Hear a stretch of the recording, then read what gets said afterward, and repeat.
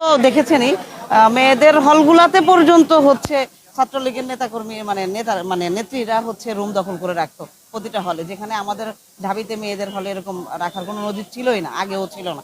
তারপরে আমি দেখেছি আবার ছেলেদের হলে এমনও দেখছি যে মানে একজন উঠছে তো উঠছেই, মানে ছাত্রলীগের পরিচয় দিয়ে সে এক যুগ থাকছে এই ধরনের।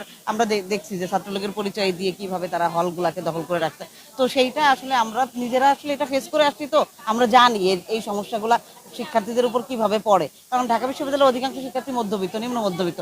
তাদের একটু আবাসন একটু নিশ্চিত, এটা একমাত্র ক্যাম্পাসেই কিন্তু নিরাপদ। ক্যাম্পাসের বাইরে গেলে আর্থিক বা নিরাপত্তার বিষয়গুলো থেকে যায়। তো আমরা নিজেরা এগুলো ফেস করে আসছি, তো আমরা এই দাবি আমরা শিক্ষার্থীদের এই দাবির জন্য শিক্ষার্থীদের পাশে জাতীয়তাবাদী ছাত্রদল সবসময় থাকবে।